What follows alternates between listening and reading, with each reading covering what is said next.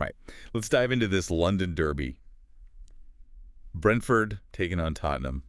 Should be a good one. Oh, yeah, definitely. Some serious history between these two clubs. But I think, both sides really need this win. Yeah, absolutely.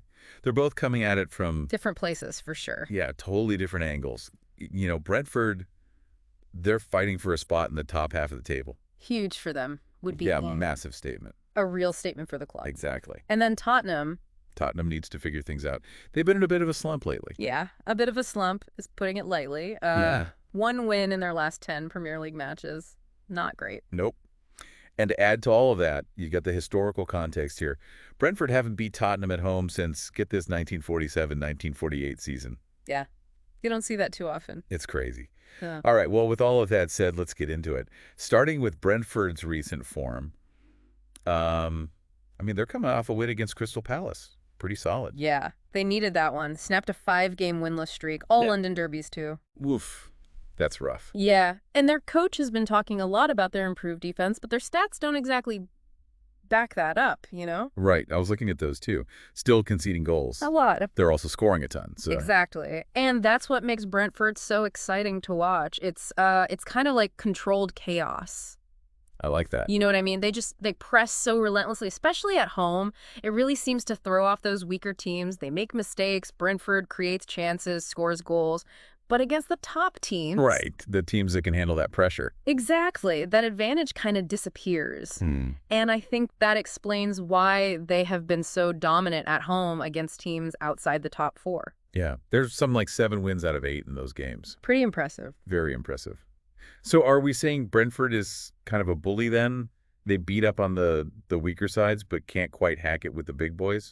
There's definitely an element of that, I think. But, they are also on a 4-game winless streak at home right now. True.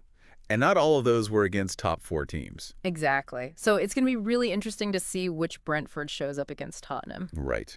Okay, well, let's shift gears then and talk about Tottenham. And, I don't even know where to start. They are really struggling right now. Yeah.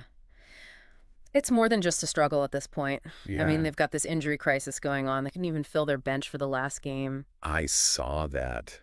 That's wild. And then their recent form, you already mentioned it, 1 win in their last 10 Premier League games. And haven't won a London derby in 8 games. Yikes. It's bad. It's bad. But I have to say, even when they have had all their players, they haven't looked like the same Tottenham, Yeah, they've definitely lost that spark. The fans are getting restless, understandably so. Lots of frustration directed at the chairman right now. But here's the thing. Right. Tottenham, even with all these injuries, even with the poor form, they're still a dangerous team. Yeah. A wounded animal is still dangerous, right? Yeah. Exactly. They still have some serious talent. Players who can change a game in a moment. Speaking of players, who are some names we should be watching for in this one? Well, for Brentford, keep an eye on Yoane Wissa. This guy, he's a goal-scoring machine at home, especially first goals. Seems like he always gets the first goal of the match. I'll have to keep an eye out for that.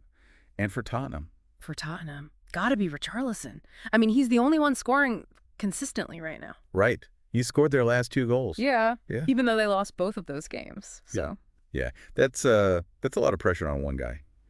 Okay, so I found this stat, and I have to ask you about it. Brentford have only held a halftime lead in one of their last 10 Premier League games. Ooh, interesting. Right? What is that? Do they collapse in the second half, or are they just slow starters? That's the big question, isn't it? It could be either one. They could be both. It could be both. We know they can score goals, but can they hold on to a lead when they get one? Tottenham can definitely take advantage of that if they can just weather that early Brentford storm, you know what I mean? Yeah, totally. So to kind of summarize then, we have a Brentford team that can be absolutely dominant at home, but maybe they struggle to hold on to a lead. And then you've got Tottenham who, they're just a mess right now, but they still have the potential to be dangerous.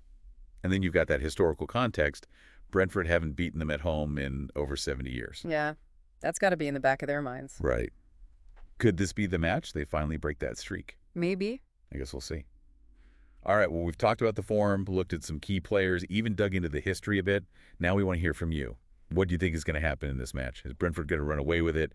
Can Tottenham pull off the upset? Let us know your predictions. Should be a fun one. Definitely a fun one. Yeah. All right, We'll be back next time with another deep dive. See you then.